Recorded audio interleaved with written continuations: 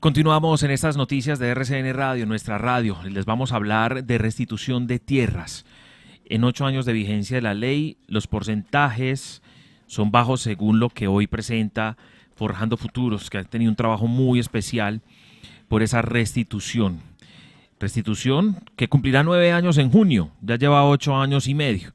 Y que además tiene una vigencia de 10. Eso va pasando el tiempito rápido y de alguna manera se tiene que ir ajustando un porcentaje de casos resueltos por los jueces que es significativamente bajo para lo que se requiere en nuestro país. Gerardo Vega hoy nos acompaña muy amablemente desde Forjando Futuros para contarnos sobre ese trabajo que se viene haciendo y además esas cifras que son un poco bajitas para lo que uno esperaría, que faltando 1 año y medio de proceso de restitución de tierras, pues ya se fuera avanzando. Gracias por acompañarnos, ¿qué tal y buenas tardes? Juan Carlos, muy buenas tardes a todos los oyentes. Gracias por permitirnos contar aquí las cifras de lo que va en el proceso de restitución de tierras. Recordemos que este es un proceso que pretendía resarcir, reparar a las personas que fueron despojadas de sus tierras o que fueron obligadas a abandonar las tierras y que otros, mediante actos de violencia o hechos ilegales, o simplemente con una actitud de oportunismo, hicieron que la gente vendiera a muy bajos precios esas tierras. Se señala la información inicial con que empezó este proceso en el año 2011, dice que son 6.500.000 hectáreas. Eso es un país como Bélgica, como Holanda, es como toda Antioquia junta, si hubieran sacado a la gente de toda Antioquia y le hubieran quitado ese pedazo a Colombia. Eso es lo que significa el despojo, además de los asesinatos, el desplazamiento, los múltiples de violaciones a derechos humanos que se cometieron para hacer eso, quitarle la tierra a la gente. Que es que no estamos hablando solamente de la tierra, estamos hablando de las historias de vida de aquellas personas, del sufrimiento, del dolor, de la angustia, de la desesperación, del tener que salir desplazado, de salir en muchas ocasiones revictimizado a otros rincones del país. Así es. Ellos, su familia, los menores, los hijos, la esposa, el esposo, abuelos que vivían en esos sitios, pues tuvieron que abandonar esas tierras. Hoy se encuentran en los grandes centros viviendo en condiciones lamentables. Yo creo que aumenta la pobreza en las ciudades por el desplazamiento que se ocasiona aprovechándose de esas circunstancias para tomar la tierra de la gente. Es un problema estructural de Colombia, ¿no? El tema de la tierra. El tema de la tierra.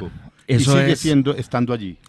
Y nos peleamos por la tierra y hoy se disputan los territorios, precisamente los grupos armados ilegales. Hoy pues han cambiado en algunas ocasiones también. Antes era por la producción de esa tierra, ahora es porque es interés por ser recorridos del narcotráfico o porque hay unos intereses por elementos económicos también de lo que significa esa tierra. En fin, la tierra sigue siendo motivo de guerra y se mata a la gente por la tierra. El asunto, correcto.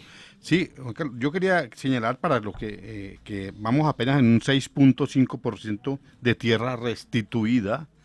De 6.500.000 hectáreas únicamente las sentencias judiciales, que hoy son 5.349, un poquito más. Esto es lo que publican las páginas oficiales, la Unidad de Restitución de Tierras, que es una oficina de gobierno adscrita al Ministerio de Agricultura, y lo que publica el Consejo Superior de la Judicatura, de la rama judicial. Allí publican las sentencias. Nosotros hacemos seguimiento como fundación, estamos día a día verificando cuántas sentencias se han publicado, cuántas sentencias hay por parte de los jueces, y hay 5.349 sentencias que han restituido 365.000 hectáreas de 6.500.000, que fue el porcentaje inicial. Eso significa el 5.6%. Ya descubrimos la nuez, que es la tierra.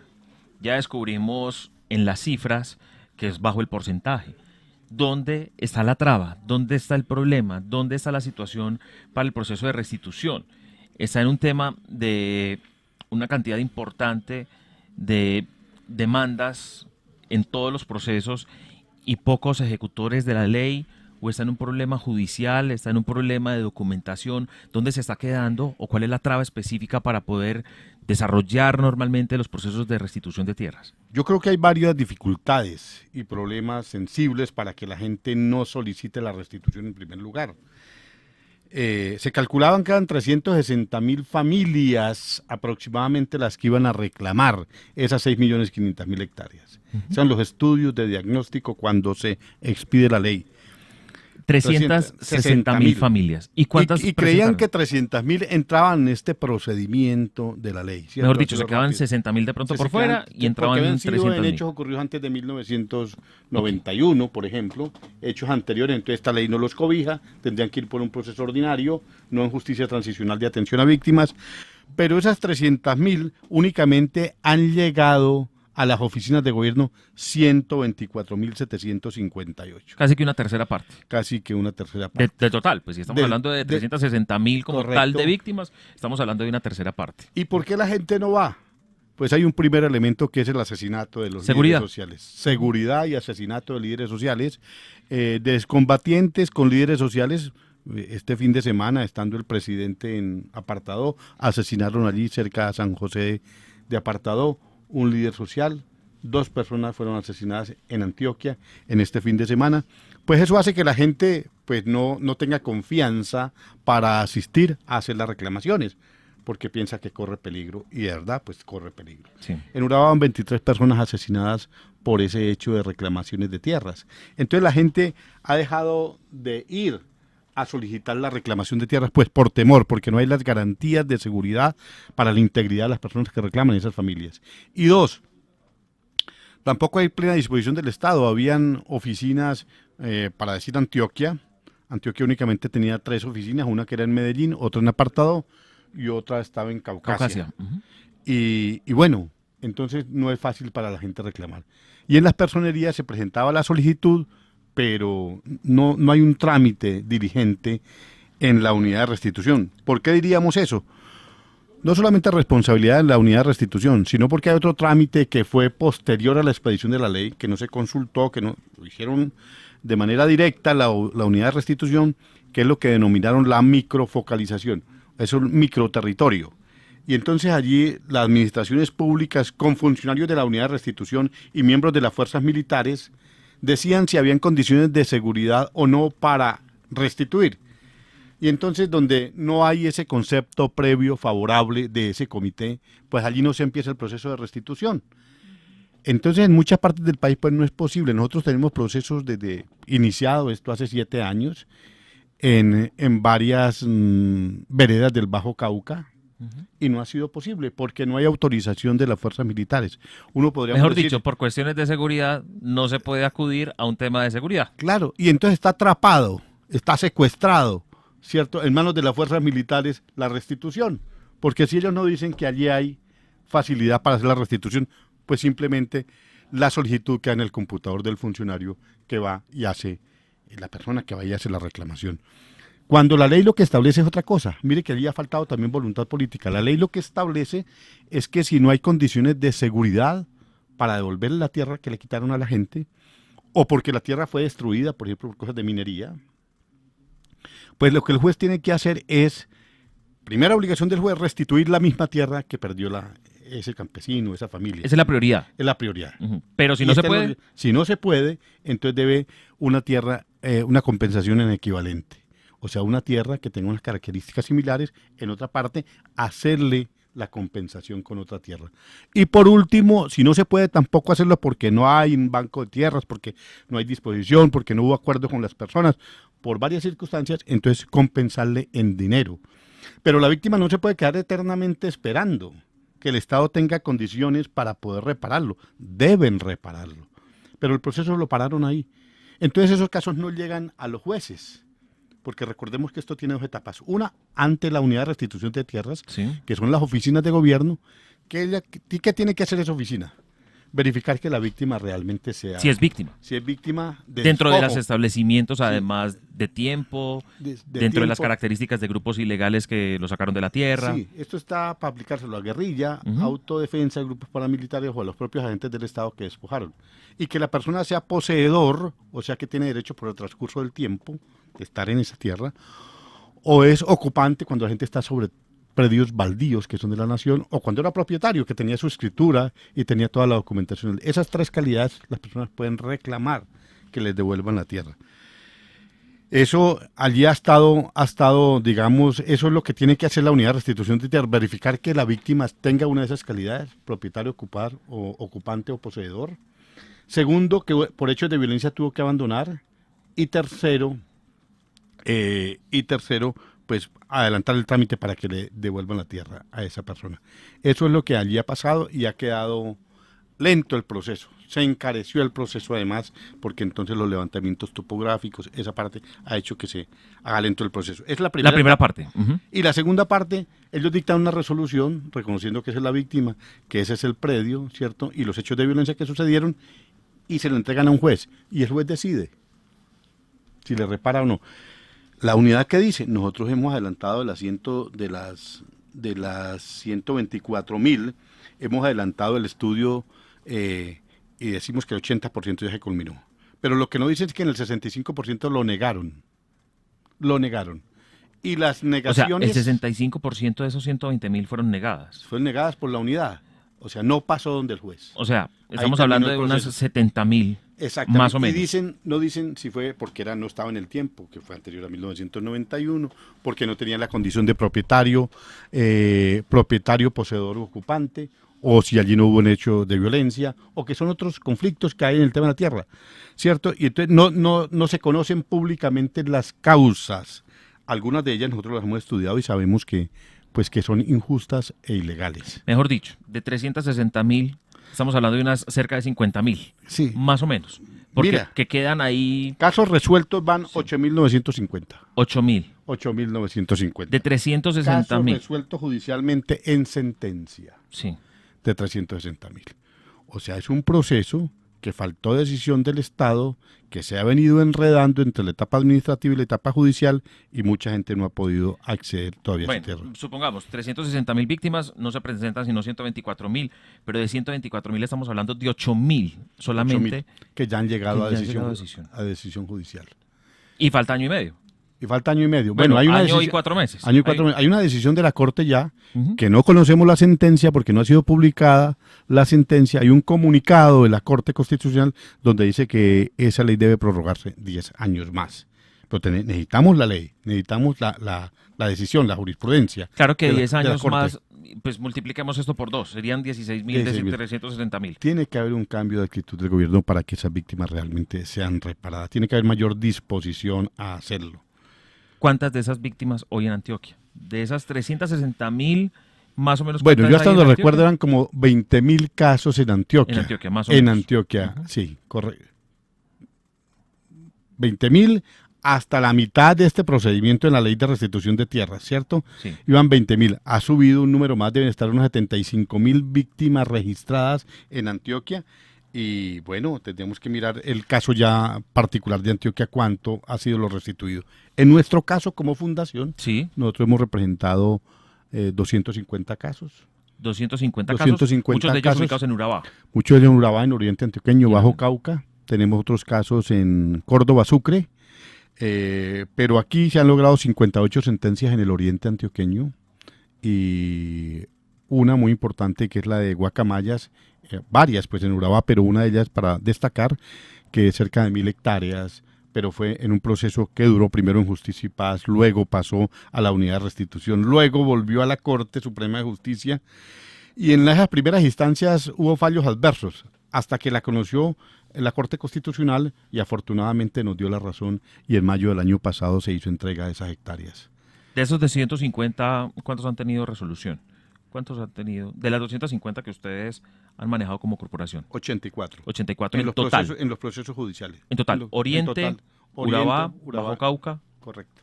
¿Y cuál es la zona con mayor número de hectáreas? El tema de Guacamayas, pues obviamente es muy significativo. Urabá es muy significativo, sí. El Oriente Antioqueño son características diferentes. Por ejemplo, en Oriente fue abandono forzado.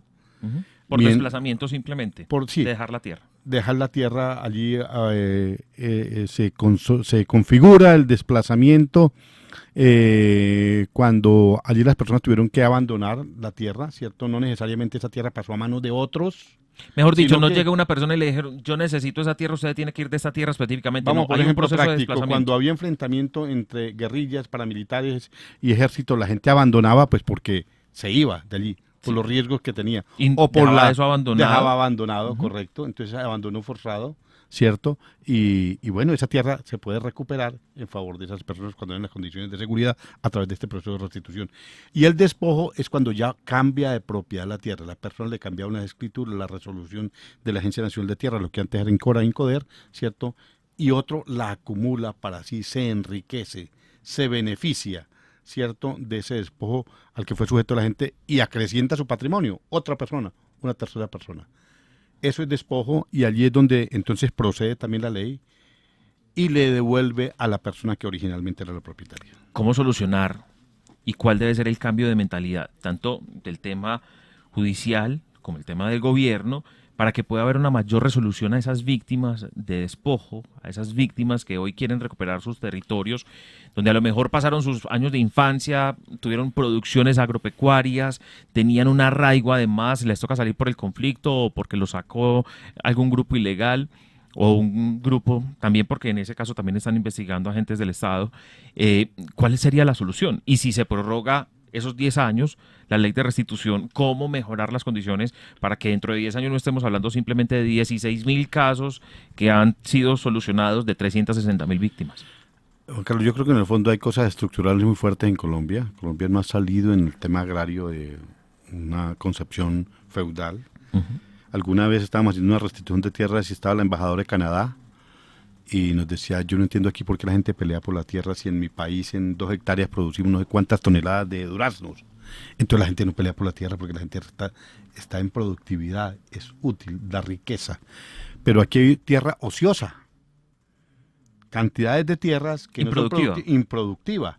Entonces primero es un cambio de mentalidad y una disposición del gobierno a decir que el país se queda en el atraso si la tierra no es productiva, si obligamos a que todo el mundo venga a las ciudades y dejamos la tierra abandonada. La tierra, en la medida en que está abandonada y no tiene atención del Estado, queda en manos de los ilegales. Entonces se convierten en corredores de narcotráfico, en cultivos ilegales, espacio atractivo para las guerrillas o para grupos paramilitares, porque allí no hay autoridad del Estado. Alemania tuvo una figura que llamaba los Guardianes de la Paz después de la Segunda Guerra Mundial, donde su prioridad era copar el territorio. Copar el territorio. Así no fuera rentable para el Estado, pero lo primero era tener una seguridad ciudadana que les hacía control, que tenía control del territorio. Colombia tiene que tener control de su territorio.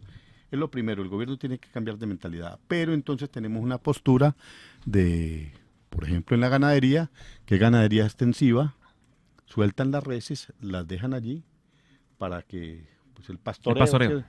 Pero hoy la ganadería se puede hacer de otra manera, más industrializada, más tecnificada, ¿cierto? Colombia tiene 49.5, el 39%, perdóname, del territorio en ganadería, está ahí ganadería extensiva. Una tercera parte de eso pudiera ser en ganadería y el resto podría ser agricultura alimentaria, que es el futuro del mundo de los alimentos.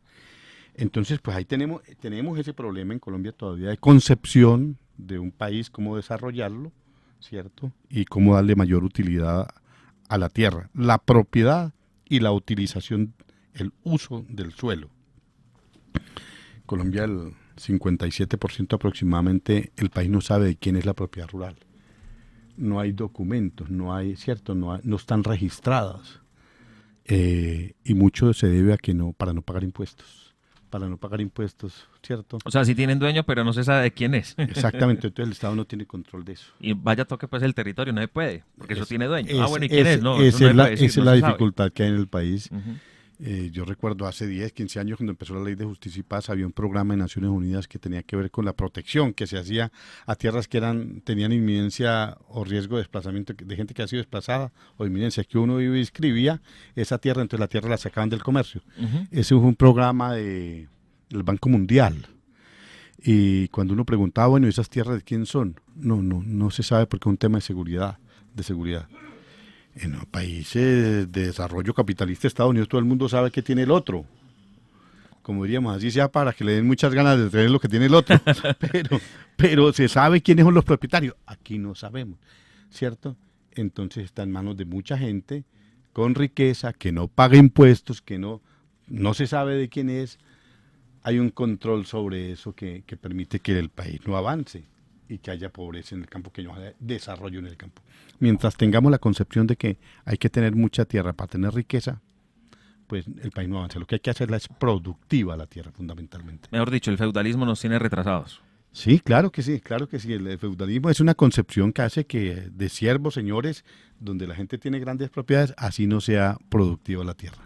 Y de todas maneras, sí, también en temas de justicia y en temas legales, también tiene que haber un cambio de mentalidad de poderse tener una prórroga de 10 años de esta ley de restitución, porque lo que vemos es que pocos son los que han logrado tener una solución definitiva a esa restitución. Y cuando uno habla de ese comparativo, 360.000 víctimas, bueno, entraron 300.000, bueno, pero solo 120.000 se han ejecutado, bueno, pero es que les negaron a cerca de 70.000. Entonces uno dice, pues cada vez se va reduciendo más, pero igual 8.000 es una cifra muy poca de resolución para esa cifra tan importante, Ya ha de habido ese número ataques tan importante. permanentes. Uno escucha, por ejemplo, a la Asociación de Ganaderos, a la senadora María Fernanda Cabal, o al director, a la FORI. Ellos dicen, no, es que la ley es la que no sirve porque le están quitando a gente, a terceros de buena fe. No, no, es que Pretel era un tercero de buena fe.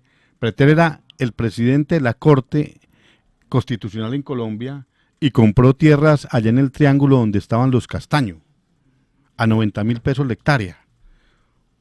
Necoclí, San Pedro Urabá, San Juan de Urabá, donde estaban los campamentos de los principales grupos paramilitares del país, ahí compraron tierras, él y su esposa. Él siendo un magistrado de la República, de la Justicia, y compraba tierras a 90.000 pesos. Pues que ya era Bueno, sospechoso incluso desde el precio, obviamente, lo que estaba pasando. el precio era lo primero, lo segundo que tenían que pedir La permiso ubicación. para comprar ahí, Ujú. ¿cierto? Y entonces si eso lo hace un magistrado de la Corte, ¿cierto?, de la mayor autoridad de la justicia en el país, pues ¿qué se espera del resto? Y se justifica, dice, no, es que yo no causé ningún hecho de violencia. Se aprovechó de las circunstancias de violencia que había para enriquecerse, para acumular, se enriquecieron, se aprovecharon de esas circunstancias. Eso, pues, en un Estado de Derecho no es lícito hacerlo, no puede ser que haya gente con tantas circunstancias de violentada, víctimas, desarraigados, en situaciones de pobreza, y estas personas, pues, se aprovechan de esas circunstancias para acrecentar su patrimonio. Eso es lo que no es lícito. Voy a poner 2 ejemplos más. Bueno, que aquí hay, me dicen Argos. Es la empresa más competitiva en Colombia, si quieres la más representativa. Pues tiene 15 sentencias en contra por despojo de tierras en Montes de María. Uno diría, bueno, es que los directivos de Argos andaban violentando a la gente para que saliera de allá. No, no es así. Habían diferentes formas. Les compraban a terceros que habían comprado a bajos precios. Ellos sabían, supieron lo que pasaba. Y entonces se aprovechan de las circunstancias y terminan comprando tierras a muy bajo precio. Pues a través de esa ley les ha tocado devolver esa tierra. Y ya se ha ¿Cierto? devuelto parte de esa Se ha tierra. devuelto parte de esa tierra. También hay que reconocer que ellos crearon una fundación para hacer la devolución de unas tierras. Con ellos hemos hablado en 3 oportunidades. Nos han visitado en la oficina, hemos hablado con ellos, han dicho, en unas partes abusaron de nosotros, en unas partes, lo digo pues porque esa ha sido la conversación, abusaron de nosotros, se aprovecharon de las circunstancias y nosotros terminamos comprando unas tierras que habían sido despojadas. Otras dicen que no, pero bueno, si en eso cae una empresa tan importante del país como Argos, que tiene todos los recursos y el conocimiento y los recursos económicos para pagar una asesoría bien dirigida en ese campo, pues ¿qué se dice de los terratenientes en los municipios cierto? Claro. Pues, es en Oriente Antioqueño, todo lo que pasó en Oriente Antioqueño no es tanto despojo, pero sí de abandono forzado y allí empresas también. Nosotros hemos entregado un informe a la Comisión de la Verdad y a la JEP donde hacemos un resumen de que en esas 5.349 sentencias, cuáles empresas fueron las que fueron condenadas por los jueces a hacer devolución de tierras. El hablar de hoy todos los procesos que se adelantan es tener un plazo que está muy próximo a cumplirse. Obviamente, si viene la extensión en los tiempos también, pero falta poco tiempo para que se cumpla ese primer plazo, que es 1 año y medio, porque esto va hasta el próximo año. ¿Qué va a pasar o cómo están los procesos hoy que ustedes están siguiendo? Si hay unos en la mitad del camino, otros que van muy adelante, otros que a lo mejor no tienen tanta esperanza de llegar al final. Nosotros tenemos la proyección de tener unos 50 procesos judiciales más este año. Lo que creemos es que pues el gobierno dirá y la rama judicial dirá si los procesos que están en curso continúen y que dejan de recibir en algún momento. La unidad de restitución de tierras dice que tiene el 80% concluido, pero no se dice que el 65% ha sido rechazado, ¿cierto? Esa es la crítica nuestra con la unidad de restitución de tierras. Y la ley, si la prorroga, pues debe prorrogarla con todas las partes, o sea, las oficinas de gobierno deberían continuar recibiendo las solicitudes de las personas y crear las condiciones. Claro. Crear las condiciones para, en primer lugar, que no sigan asesinando líderes sociales para que puedan acercarse a la oficina a hacer las reclamaciones, ¿cierto? Uh-huh. Dos, pues los juzgados continuar hasta tanto no se concluya todos estos trámites judiciales que deben hacer. Bueno, y esperar que llegue la prórroga para que pueda otra gente solucionar. De igual manera, invitando a la gente a que lo haga, sí, a que llegue, a que vaya a las personerías, a que vaya a la oficina de la unidad de restitución de tierras, que estén pendientes de los procesos judiciales. La gente tiene que persistir en este tema. Se han sufrido varios tropiezos, inclusive a unas personas que se le hizo la restitución de la finca Guacamayas el año pasado, las detuvieron sí. 2 meses y medio en la cárcel. Queda una persona todavía, Tito, en la cárcel. Los demás han salido y los jueces han dado la garantía de la casa por cárcel para que ellos sigan defendiéndose en sus procesos judiciales. Pero mire, entonces a la gente, a unos les asesinan, a otros les montan procesos judiciales, a otros les amenazan. Entonces es difícil, no es fácil, pero bueno, la ley está ahí, hay que aprovechar el derecho que existe. Fue una ley de iniciativa del gobierno anterior, fue aprobada por todos los organismos de control, por la Corte, y bueno, está en vigencia esa ley. Y yo creo que esto sirve a la gente más vulnerable, más desfavorecida, de mayor pobreza económica en el país, de la gente que ha estado más olvidada. Y mire, la cooperación internacional, en nuestro caso nosotros trabajamos con recursos de cooperación internacional, no cobramos un solo peso por hacer el proceso de restitución de tierras, porque otros países que han logrado unos niveles de desarrollo muy importantes, países europeos, nos ayudan con eso, nos ayudan para que podamos nosotros seguir representando a esas víctimas y que la gente al fin le devuelva su tierra.